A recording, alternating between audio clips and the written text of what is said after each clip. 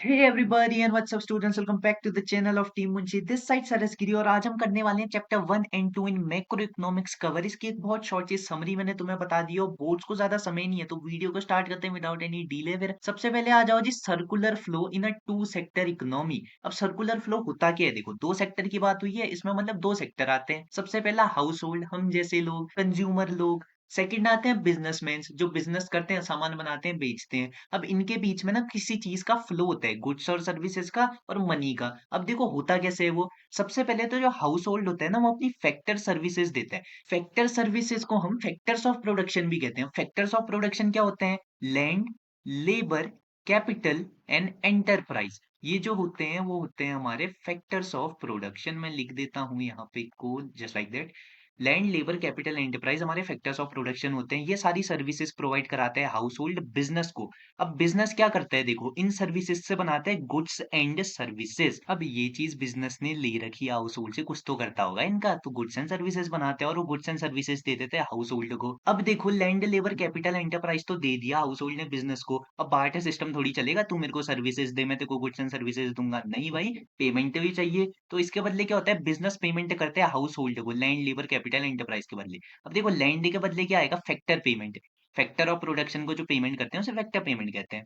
अब लैंड को हम क्या देते हैं? रेंट देते हैं, रेंट लैंड का। सेकंड है लेबर, लेबर को हम क्या देते हैं? वेजेस देते हैं, दिहाड़ी मजदूर कहते हैं जिसे हम। थर्ड है कैपिटल। अब कैपिटल में हमें इंटरेस्ट मिलता है, तो इंटरेस्ट यहाँ पे को लिख देंगे। उसके साथ साथ एंटरप्राइज, एंटरप्राइज क्या होता है? बिजनेस होते हैं, तो बिजनेस में क्या देते हैं? प्रॉफिट, प्रॉफिट भी लिख देंगे यहाँ पे को। फैक्टर पेमेंट हो गई, rent, wages, interest and profit. उसके साथ साथ जो बिजनेस ने गुड्स एंड सर्विसेज दिया था हाउस होल्ड सेक्टर को, उसके बदले हाउस होल्ड सेक्टर पे करेगा बिजनेस को गुड्स एंड सर्विसेज के लिए। तो इसे ही हम सर्कुलर फ्लो ऑफ मनी कहेंगे। अब इसमें एक और कॉन्सेप्ट आता है, money flow and real flow. मैं यहाँ पे को लिख देता हूँ, money flow and real flow. अब रियल फ्लो क्या होता है पता है? गुड्स एंड सर्विसेज का exchange between house hold and business sector. अब देखो, गुड्स एंड सर्विसेज का क्या एक्सचेंज हो रहा है? हाउस होल्ड प्रोवाइड करा रहा है लैंड, लेबर, कैपिटल, एंटरप्राइज, और बिजनेस प्रोवाइड करा रहा है गुड्स एंड सर्विसेज।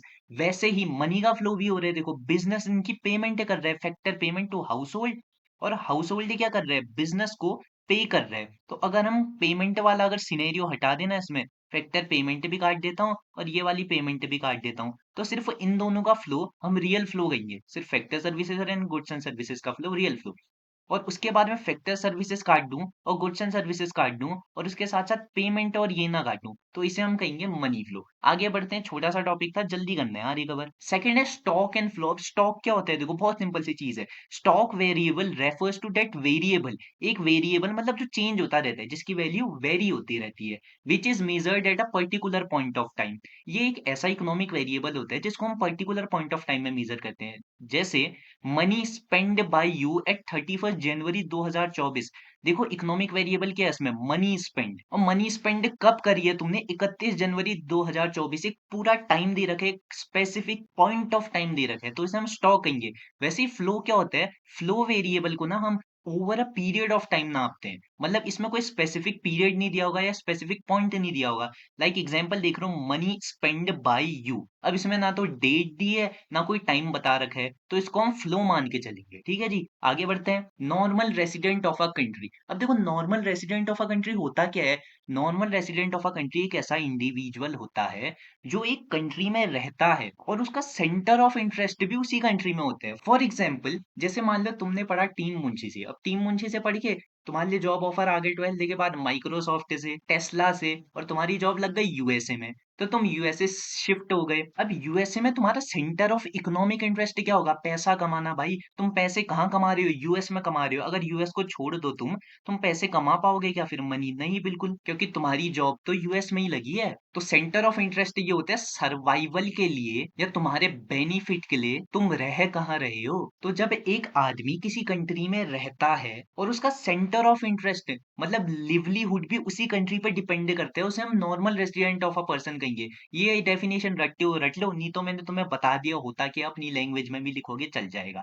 लेकिन एक बहुत ज्यादा ही प्राइम कंडीशन है इसकी। प्राइम कंडीशन ये है कि वो आदमी 1 साल से ज्यादा रह रहा हो उस कंट्री में। फॉर एग्जाम्पल, तुम यूएसए तो चले गए, लेकिन तुम वहाँ 6 महीने रहे, सिर्फ तुम पैसे भी कमा रहे हो, तुम्हारा सेंटर ऑफ इंटरेस्ट भी वहाँ है, मनी कमा रहे हो तुम, लेकिन 6 ही महीने रहे, तो तुम्हें नॉर्मल रेसिडेंट ऑफ यूएसए नहीं कहेंगे, तुम्हें रेसिडेंट इंडिया का ही माना जाएगा, जब तक तुम 1 साल पूरे ना कर दो वहाँ।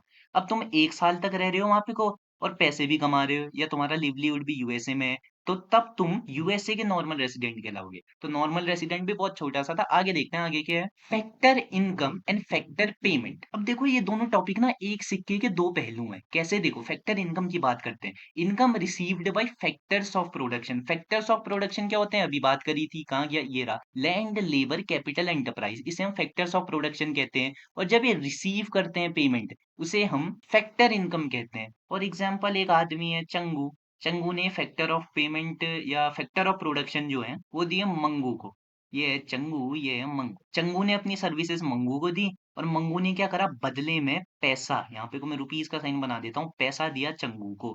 तो चंगू के लिए ये फैक्टर इनकम होगी। लेकिन फैक्टर पेमेंट किसके लिए होगी? पेमेंट मतलब होता है एक्सपेंडिचर, जो पे करना होता है हमें। तो मंगू के पर्सपेक्टिव से ये पेमेंट होगी, लेकिन चंगू के पर्सपेक्टिव से ये इनकम होगी। एग्जाम्पल है रेंट, वेजेस, इंटरेस्ट, प्रॉफिट। अब यही चीजें तो देते हो तुम फैक्टर्स ऑफ प्रोडक्शन को। यहाँ का भी एग्जाम्पल यही है, rent, wages, interest, profit. Payment की भी बात हमने इसी एग्जाम्पल से कर ली और इनकम की भी बात हमने इसी एग्जाम्पल से कर ली। आगे देखते हैं आगे क्या है, टाइप्स ऑफ गुड्स। अब देखो ये बहुत ज्यादा इंपॉर्टेंट टॉपिक है, पूछा भी जाता है कई बार। सबसे पहले फाइनल गुड। फाइनल गुड क्या होते हैं? फाइनल गुड एक ऐसे गुड होते हैं ना जो डायरेक्ट कंजम्पशन के लिए बने होंगे या इन्वेस्टमेंट के लिए बने होंगे। फॉर एग्जाम्पल समोसे होते हैं, समोसे, समोसे डायरेक्ट कंज्यूम करते हो तुम, वापस तो नहीं बेचते हो ना। बहुत रेयर केस होंगे कभी खरीदोगे बेच दोगे, ज्यादा बिजनेस माइंडेड आदमी हो गए तो, लेकिन जनरली तो कंज्यूम ही करते हो। तो इसको हम फाइनल गुड कहेंगे। अब इन्वेस्टमेंट के चक्कर में कैसे, देखो मशीनरी होती है, मशीनरी। एक फ्रिज है मान लो, आइसक्रीम बनाने वाला, आइसक्रीम रखी है उसमें, वो फ्रिज क्या कर रहे हैं, इन्वेस्टमेंट के लिए कि हम उसमें आइसक्रीम रखेंगे और बेचेंगे, आइसक्रीम रखेंगे बेचेंगे, इन्वेस्टमेंट है ये, तो ये भी फाइनल गुड कहलाएगा। अब इंटरमीडिएट गुड क्या होता है? देखो इंटरमीडिएट गुड एक ऐसे गुड होते हैं जो या तो रीसेल के लिए बने होते हैं या फर्दर प्रोडक्शन के लिए बने होते हैं सेम ईयर में। मतलब या तो उन गुड को तुम 1 साल के अंदर-अंदर बेच दोगे किसी को। जैसे तुमने फ्रिज खरीदा, फ्रिज को 1 साल के अंदर-अंदर किसी को बेच दिया तुमने, यहाँ पे मैं लिख देता हूँ बेच दिया, तो इसे हम इंटरमीडिएट गुड कहेंगे। वैसे ही इस बार तुमने मैदा खरीदा और मैदा बेचा नहीं, मैदे से बनाए समोसे।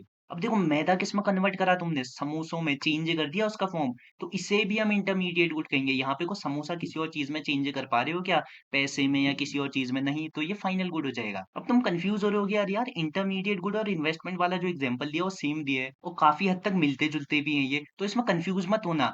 गुड ना कभी भी स्पेसिफाई नहीं कर सकते हो तुम कि फाइनल गुड ही है या इंटरमीडिएट गुड ही है। जब तक उसका फाइनल कंजम्पशन ना हो, जब तक वो फाइनली यूज ना हो पाए, हम उसे बता ही नहीं सकते हैं कि फाइनल गुड है या इंटरमीडिएट गुड। फॉर एग्जाम्पल देखो समोसे की बात करिए, समोसा है, समोसा तुमने डायरेक्टली खा लिया, तो इसको हम क्या कहेंगे, फाइनल गुड, क्योंकि डायरेक्टली तुमने कंज्यूम कर दिया। अब तुमने क्या करा, ये समोसे को खरीदा और किसी तीसरा आदमी को बेच दिया, यहाँ पे को 10 रुपए में ये बेच दिया तुमने, तो अब ये इंटरमीडिएट गुड कहलाएगा। क्यों? क्योंकि तुमने समोसों को पैसों में कन्वर्ट कर दिया है, पैसों में बदल दिया है। तो उस गुड का फाइनल कंजम्पशन और फाइनल यूज ही बताएगा कि वो गुड कौन सा है, फाइनल गुड है या इंटरमीडिएट गुड है। अब इसमें दो गुड और आते हैं। अब तुमने क्लास में पढ़ा होगा कि यार कंजम्पशन, कैपिटल, हमें तो क्या क्या पढ़ाया था, सर तो खाली दो ही पढ़ा रहे हैं, बेकार पढ़ा रहे हैं, गलत पढ़ा रहे हैं। नहीं भाई देखो, कंजम्पशन गुड और कैपिटल गुड नाम की भी चीज होती है, लेकिन जो ये दोनों गुड होते हैं ना, वो गुड आते हैं फाइनल गुड्स के अंदर। अब देखो मैंने समोसे और मशीनरी की बात करी, समोसा तुम्हारा फाइनल गुड तो है ही है, उसके साथ साथ कंजम्पशन गुड भी है, अगर तुमने उसे कंज्यूम कर लिया है, मतलब डायरेक्ट खा दिया है। वैसे ही अगर मशीनरी की बात करें, मशीनरी फाइनल गुड तो है, लेकिन उसे कंजम्पशन गुड कह पाएंगे क्या मशीनरी को? नहीं, खा थोड़ी रहे हैं मशीनरी, लेकिन वो कैपिटल गुड है। कैपिटल गुड वो सारे गुड होते हैं जिनके अंदर इक्विपमेंट, मशीनरी, ये सारी चीजें आती है। मतलब कैपिटल गुड या तो इन्वेस्टमेंट के लिए बने होते हैं या किसी वर्क इन प्रोग्रेस के लिए बने होते हैं। लाइक जेसीबी खरीद लिया तुमने, फाइनल गुड तो है ही है वो, उसके साथ साथ कैपिटल गुड भी है, और कंजम्पशन भी हमने यहाँ पे को क्लियर कर लिया है। आगे तो शायद कुछ नहीं है। अब यहाँ पे को हमने दो चैप्टर बहुत इजीली कवर कर लिए मैक्रो इकोनॉमिक्स के, और ये समरी है भाई, ये मैं बहुत ही ज्यादा शॉर्ट बताऊंगा। अगर तुम्हें और डिटेल में पढ़ना है, मैंने ऑलरेडी वीडियो बना रखी है इसकी, चैनल में जाना, प्लेलिस्ट डाल रखी है, चेक करना। समरी में तो भाई इतना ही शॉर्ट बताऊंगा मैं। उसके साथ साथ जैसे समरी खत्म होगी, तुम्हारे लिए पीवाईक्यूज ला रखा हूँ मैं बहुत तगड़े, वो जरूर देख के जाना। बाकी तो यार वीडियो पसंद आई लाइक करना, शेयर करना, सब्सक्राइब करना, और हाँ अपने दोस्तों को रिकमेंड भी कर देना।